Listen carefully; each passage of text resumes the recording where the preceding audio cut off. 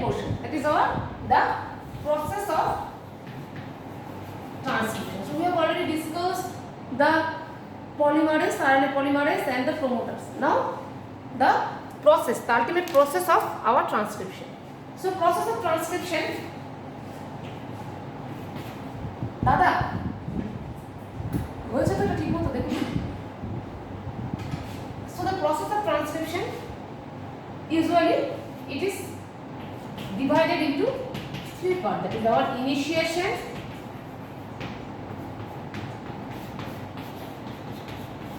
elongation,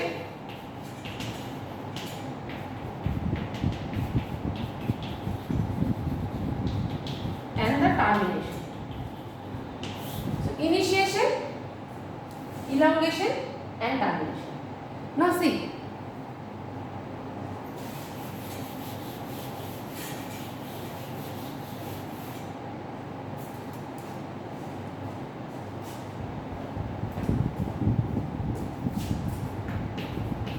that is our first step, that is our initiation. So what happened in initiation portion? In initiation steps, if I draw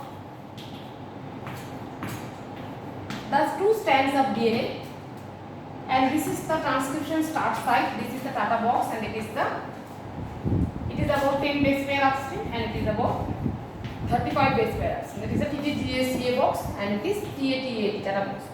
And the RNA polymerase first attached with this portion. That is all mainly with the 35 base pair upstream TTGACA box. And there is and forms the closed complex. These two mainly forms the promoter sequence. Here the RNA polymerase binds. There is a hollow enzyme and forms the closed complex. There is no unwinding happens. But after binding it, some conformational change occurs in the RNA polymerase and also in the DNA itself. And so the unwinding starts. And for this unwinding, nature has provided one important portion, that is the 10 TP upstream portion. There is TATAT sequence. Here here all the bonds are double bond. There is no triple bond. There is no GC is present. And for this portion is easily unwind.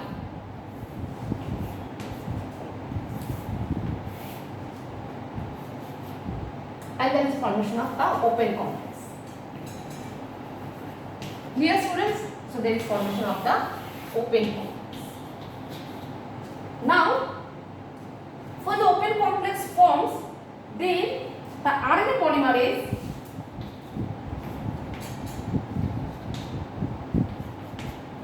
active nucleotide binding site, that is mainly the beta subunit of the RNA polymerase. The nucleotide binding site attached with the nucleotide, that is mainly a purine nucleotide, it may be adenine or guanine, and it starts the transcription.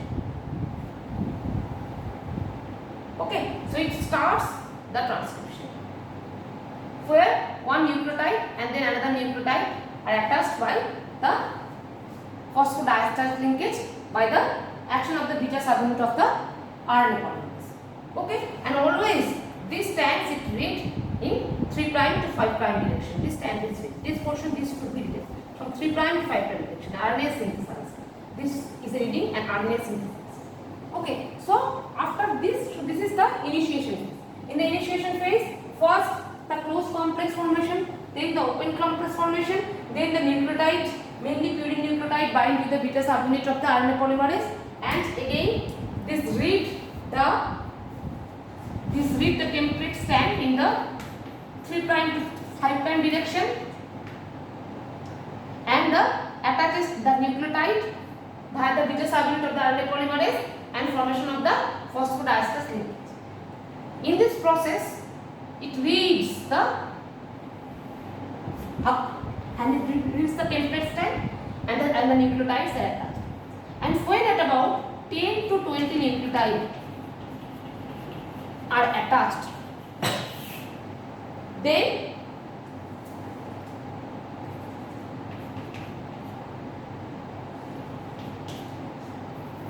this is the 5 prime end and this is the 3 prime end of the newly synthesized RNA. And when about 10 to 20 nucleotides are attached, then one conformational change occurs in the RNA polymerase. And this is called our promoter clearance. So what happens in promoter clearance? This sigma subunit cleaves off, and the RNA polymerase now detached from the promoter region, and it can now move towards the downstream portion, which area would be transferred. Clear, students? And then when this RNA polymerase move towards the downstream area, then the DNA must be unwinded, and this unwinding occurs by the enzyme itself. This enzyme RNA polymerase contain one unwinding activity, and this causes unwinding of the DNA and now the RNA polymerase moves and the template strand is copied and the RNA is synthesized. So this happens in the elongation phase. So what happened in the initiation phase? In the initiation phase, first the RNA polymerase holoenzyme comes and it attaches with the promoter sequence, mainly with the 35 base pair upstream TTGA CA sequence, and forms the closed complex. Means the closed complex means here the promoter and DNA are attached, but no unwinding happens. Forms the closed. But after this binding, some conformational changes occurs in the DNA as well as in the RNA polymerase.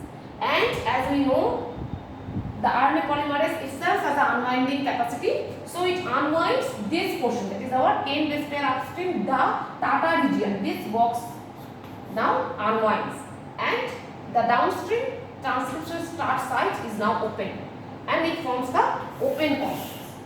When the open complex forms, then the nucleotide is attached with the nucleotide binding portion of the beta subunit of RNA polymerase. During discussion of the RNA polymerase, I have told that beta subunit of RNA polymerase has mainly the catalytic activity. So it has a nucleotide binding portion. Generally, the first nucleotide is always a purine nucleotide. That may be adenine or maybe guanine. And here the first nucleotide is attached. And there is no need of primer because the enzyme itself has a capacity for de novo synthesis of primary transcript. Okay. Now the next nucleotide is attached according to the template, and a phosphodiesterase bond is formed. In this way, the nucleotide did. In this way, this template strand is reached in the 3' to 5' direction, and the nucleotides are attached at the 3' hydroxyl group of the primary transcript. And when 10 2 nucleotides are attached, then again another conformational change occur in the RNA polymerase, so that this portion, sigma portion, cleaves off, and now the RNA polymerase is no longer attached with the promoter, and this is called promoter clearance. Now this transcription enters in the elongation phase, and in the elongation phase what happens? This RNA polymerase now again proceed towards the downstream region from the transcription start site. But when it proceeds towards the transcription start site downstream, then the DNA must be unwound, and this unwinding capacity lies within the RNA polymerase itself. So the RNA polymerase proceeds to the downstream and the DNA unwinds, and there is formation of a transcription bubble, and this transcription bubble for transcription is very fixed. It is all about 20 base pair. Most commonly it is about 20 base pair portion for one polymerase. So as this polymerase proceeds, the DNA unwinds, it reads the template strand and forms the RNA. So this happens in the elongation. If I write this sequence like this,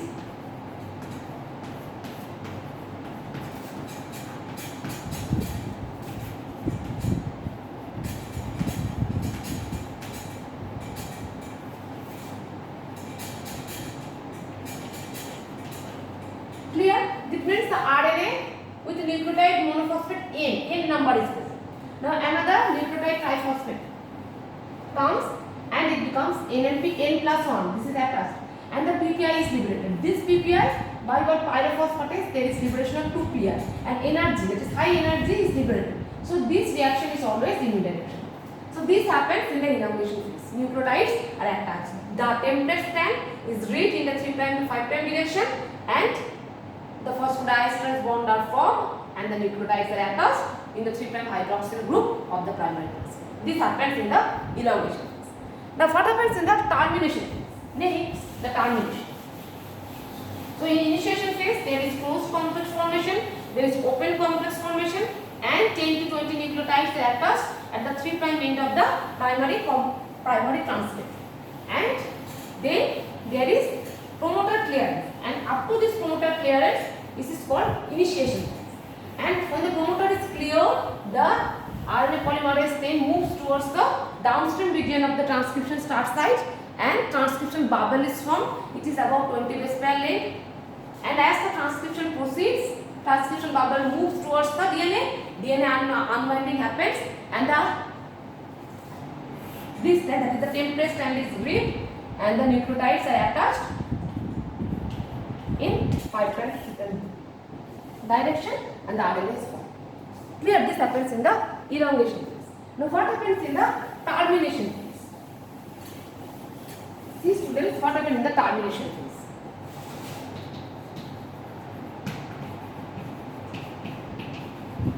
The termination of transcription is of two types. One is row dependent,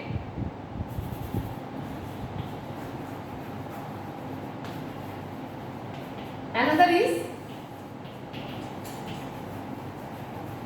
row independent. So row dependent transcription termination and row independent transcription. What is row? So row dependent, first of all the row dependent termination. So row is the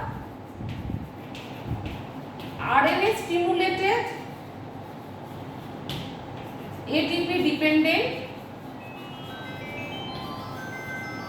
helicase. So what happens, this row protein RNA stimulated ATP dependent helicase. So this row protein moves, if this is the RNA, then it moves from 5' to 3' direction of the RNA, and it finds the termination signal, or rather it can identify the termination signal. What is the now where the termination signal happens? This termination signal usually happens in the this strand, that is our template strand. So in the template strand there is one termination signal, and this termination signal can be identified by the row factor. Okay, so this row factor or the row protein moves from 5' to 3' direction of the RNA, and it finds the termination signal which is present in the template strand. And when it finds this termination signal, which is usually the CA-rich sequence, then by the help of ATP, its helicase activity begins and it cleaves the DNA-RNA hybrid. It cleaves the DNA-RNA hybrid. And now the RNA becomes free and the enzyme also cleaves up from the DNA. So this is our row dependent termination. So row, what is row? It is one important protein or factor which finds the termination signal. Now what is the termination signal? This termination signal is usually a CA-rich sequence which is present in the template strand of the DNA. And when row reaches this termination signal, then helicase activity begins and it cleaves the DNA-RNA hybrid. So the RNA now becomes free and the RNA polymerase also cleaves up from the DNA. So the transcription process stops. This is about our row dependent transcription or the termination, row dependent transcription. What is the row independent transcription? Now the row independent termination.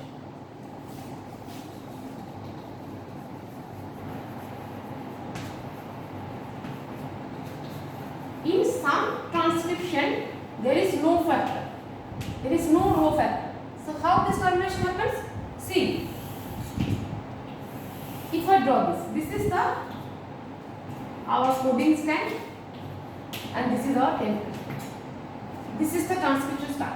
So this is the transcription happens, and here two boxes are present.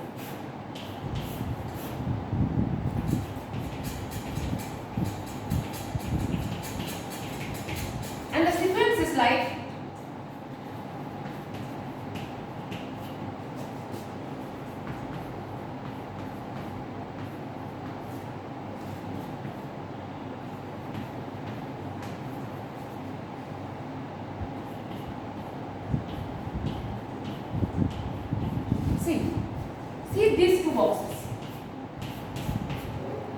And these are complementary. So this forms a inverted hyphenated sequence. So when this portion, so this portion is copied, this portion is copied.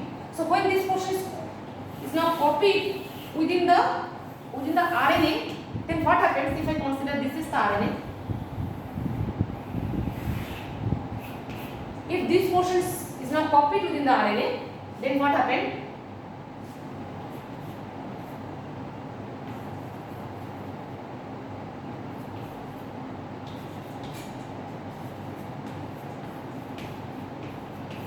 So there is a base pair, and this portion is copied. So now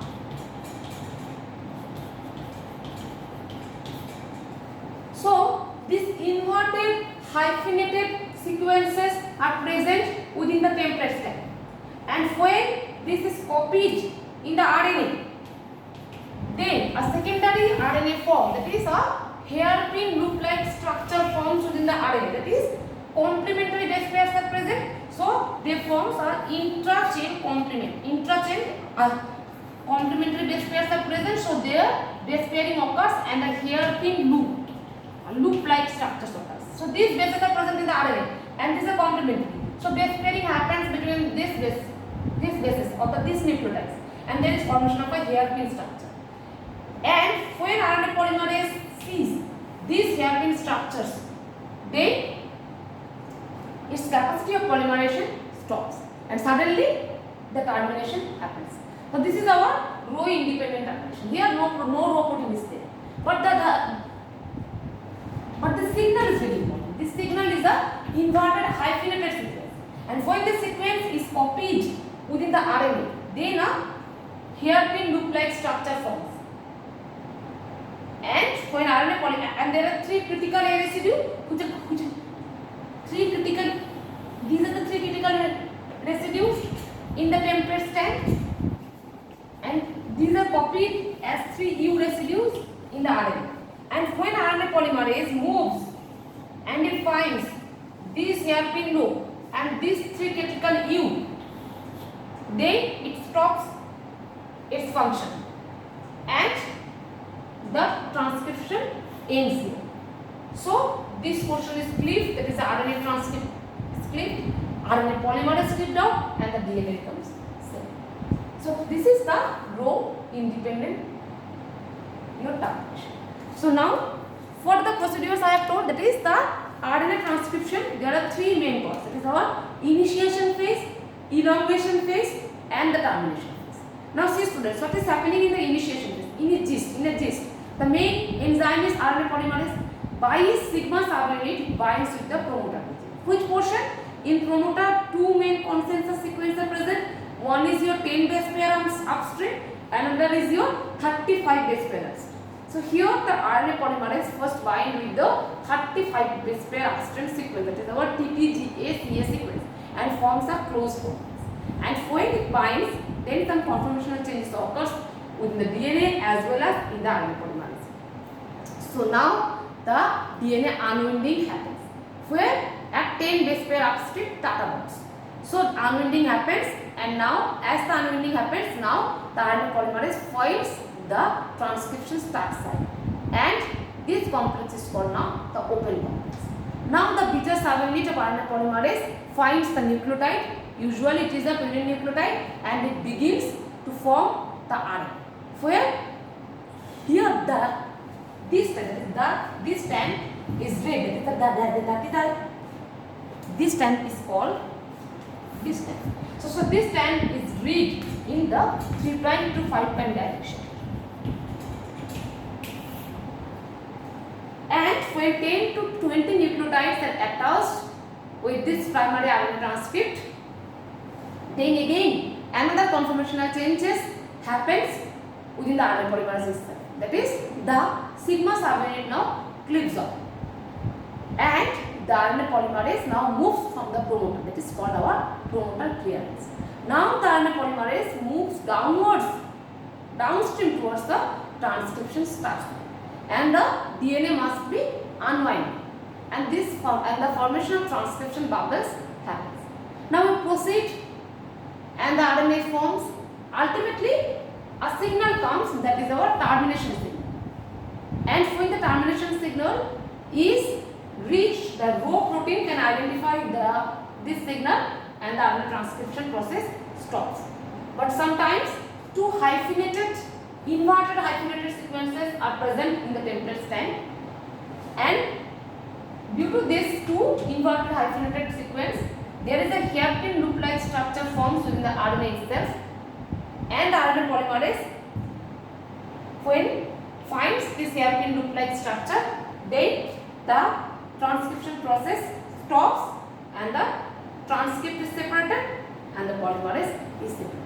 Now the RNA polymerase again binds another sigma factor and forms the holoenzyme, and now again it binds with another portion of DNA and transcription again begins. So this is all about your prokaryotic transcription. Now in the next class we will discuss about the eukaryotic transcription. This is quite separate from our prokaryotic transcription. Here lies the different transcription factors. So next class there will be the eukaryotic transcription and different factors of eukaryotic transcription and different drugs which can affect the transcription process. Okay students, thank you.